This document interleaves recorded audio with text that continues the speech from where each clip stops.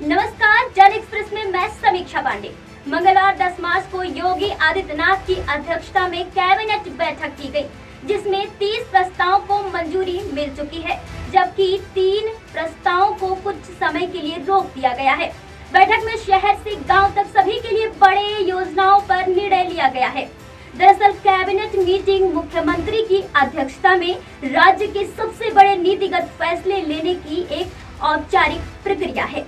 इसमें कैबिनेट मंत्रियों द्वारा संबंधित विभागों के एजेंडे पर चर्चा की जाती है, जिसमें कैबिनेट के मुख्य सचिव मीटिंग के प्रोसीडिंग्स को फिक्स करते हैं, जिसके बाद इन निर्णयों को मुख्यमंत्री के अनुमोदन के बाद लागू किया जाता है, जो पूरी तरह से गोपनीय होते हैं। अब विभाग अपने एजेंडा या प्रस्ताव को तैयार करते हैं और संबंधित मंत्री की मंजूरी के बाद कैबिनेट सचिवालय को भेजते हैं। मुख्य सचिव या कैबिनेट सचिव मुख्यमंत्री के निर्देशानुसार मंत्रियों को बैठक की तारीख, समय और एजेंडा के बारे में सूचित करते हैं। बैठक का संचालन मुख्यमंत्री की अध्यक्षता में होती है, जिसमें केवल कैबिनेट मंत्री, कुछ विशेष आमंत्रित राज्य मंत्री और वरिष्ठ सचिव भाग लेते हैं। एजेंडा पर चर्चा की जाती है और सर्वसम्मति से निर्णय लिया जाता है। बता दें कि ये चर्चा बेहद गोपनीय होता है। बैठक में लिए गए निर्णय का रिकॉर्ड तैयार किया जाता है। इसके बाद मुख्यमंत्री के हस्ताक्षर के बाद फैसले को अंतिम निर्णय पर रखा जाता है और संबंधित विभाग उन्हें लागू करते हैं। बहरहाल इस बैठक में शिक्षा को लेकर बड़ा कदम उठाया गया है। साथ ही प्रॉपर्टी रजिस्ट्रेशन के प्रोसेस में जरूरी और बड़े निर्णय लिए गए हैं।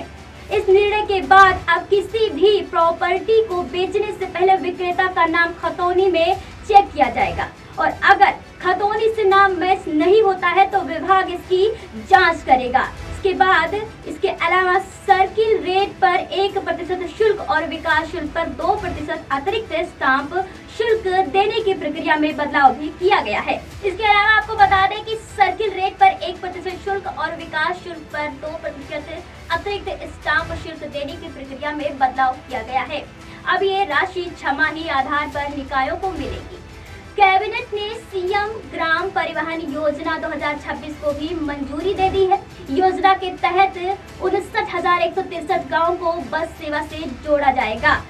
जिन 12,200 गाँव में अब तक बस सेवा नहीं थी, वहां 28 सीटर बसें चलाई जाएंगी।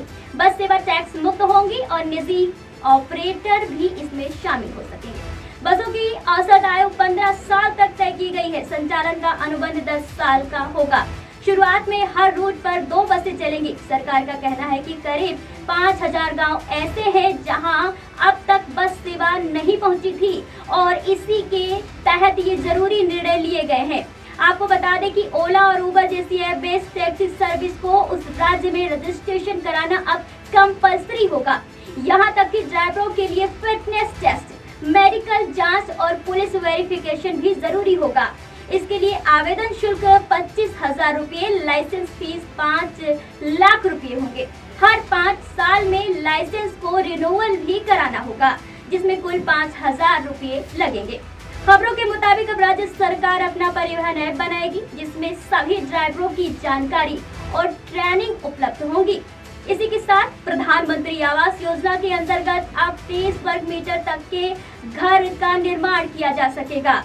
इसमें लागत सीमा को बढ़ाकर 9 लाख रुपए कर दी गई है।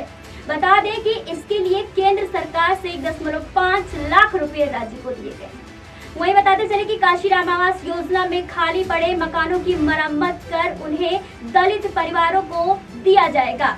वहीं अब सरकारी कर्मचारियों को अब 6 माह के मूल्य वेतन से अधिक निवेश की जानकारी और सालाना अचल संपत्ति की घोषणा करना भी कंपल्सरी होगा।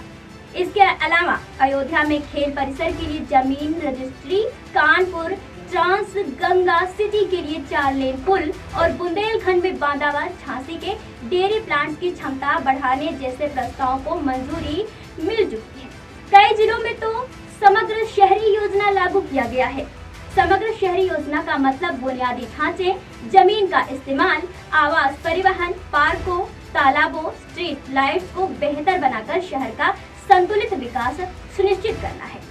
बताते चले कि शिक्षकों को कैशलेस इलाज की सुविधा भी मिलेगी। इसमें निजी और प्राइवेट स्कूल के शिक्षक शामिल होंगे।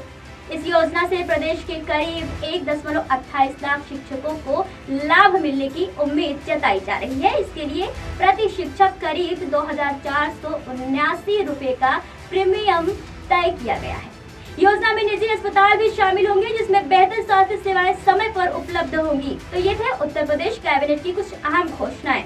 मिलते हैं ऐसी तमाम जानकारियों के साथ, तब तक के लिए बने रहिए जन एक्सप्रेस में। नमस्कार।